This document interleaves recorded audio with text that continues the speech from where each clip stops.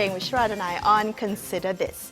Now, with universities across the country closed, a looming global recession and uncertainties over COVID-19's trajectory, is it enough for higher education to move their learning online? Joining us on the line now, we have Dr. Thomas Barker, Associate Professor and Head of the School of Media, Languages and Cultures at University of Nottingham, Malaysia.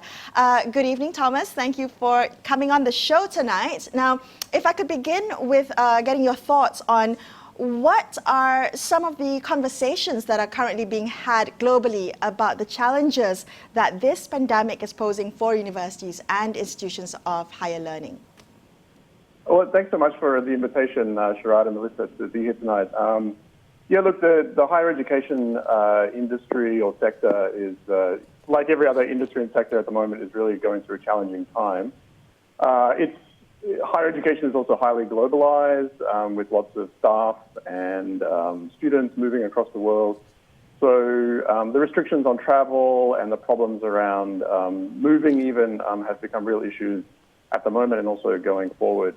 And you see these debates emerging in countries like Australia and the UK about the sustainability of some of their campuses and universities with the reduction or potential reduction in international students over the next 6 to 12 to 18 months. If you look at the Sydney Morning Herald from today, UNSW has just announced that it may lose about $600 million, and it's asking staff to take a pay cut and to do things like this to help the university financially. So there's some real struggles for some universities and some countries that really rely on international students for their viability. Thomas, is this a direct result of the pandemic and concerns about being infected or countries where infection rates are high? Or is it to do with the recession and perhaps a lack of confidence in spending money in higher education? What's the source of the potential downsides of this particular crisis? Well, I think it's a projection. I think lots of universities, some in Australia, such as UNSW, Monash, and others, have really high international student numbers, and they make up a bulk, or a real substantial part of the income of the universities, as the universities have shifted to fees as their source of income and the reduction in state funding.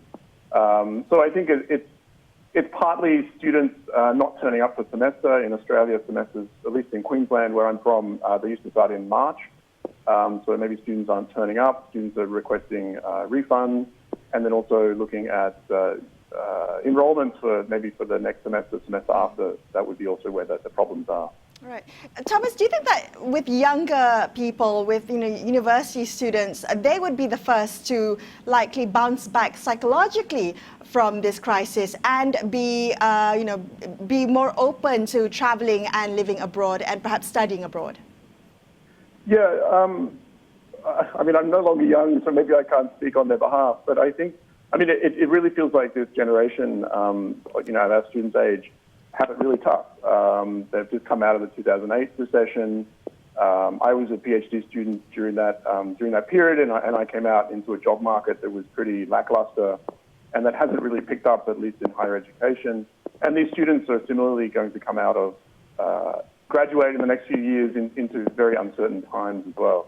And I think, but I think the students are also having a real struggle at the moment too, as they struggle to adapt to being locked down or being stuck in their houses, not being able to see their friends, trying to adapt to online learning. So yeah, students. I mean, on the optimistic side, students may come out of this and graduate much more resilient and much more able to adapt to really difficult circumstances. But that's the optimistic side, I guess. But they may come into an economy where there's a recession and there are very few jobs, and that will be really difficult. Thomas, could you tell us how Nottingham University Malaysia in particular, the problems that you've had for this period, the MCO period, and what do you anticipate? How are you and your university dealing with these problems? Well, like all campuses, it came very, very suddenly. I think we started a week teaching, and then I think by the Tuesday we had received instructions that that the country was basically going into lockdown and, not lockdown, but RMO.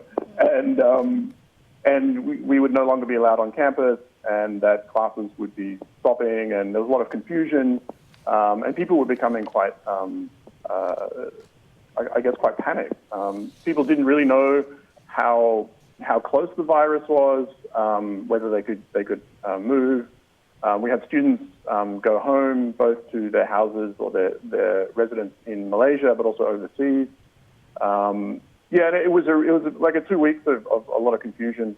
And then I think it wasn't helped by the fact that the new government was also finding its feet and wasn't really sure how to deal with this as well. And so we had some contradictory instructions or regulations from the Ministry of Higher Education. Well, Thomas, in regards to it.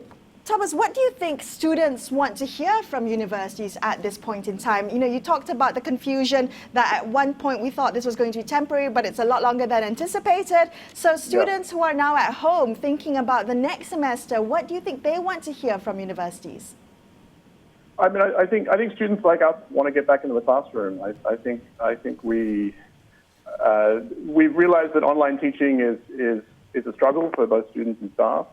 We had to adapt to it really quickly, and I think both staff and students are keen to get back in the classroom, get that face-to-face where it's much more personable and effective learning environment. But surely, Thomas, even after the MCO is lifted, you're going to have the nature of learning and teaching in university is going to have to change. How is Nottingham University going to adapt to that? So I think the online teaching may become a bigger part of the pedagogy or the delivery of content. It's not really clear yet how that will happen. But Nottingham, for example, has already begun to develop a tri-campus liberal arts program. So students would be taking liberal arts modules and degrees from 3 campuses and moving between campuses. We've had tri-campus online modules before in politics. We've done other kind of online forms of connection between the campuses. So in some ways, we've already started some of this kind of process, and we'll just have to see how much it becomes a part of life, I guess, after this period. Yeah, I'm keen to get back in the classroom. Well, we're all going to have to make adjustments, long-term adjustments to the way we live, work, and learn. Thomas, thank you so much for speaking with us tonight. That's all the time we have for you on this episode of Consider This. I'm Melisa Idris, with me Sharaad Kuttan, signing off for this evening. Thank you so much for watching, and good night.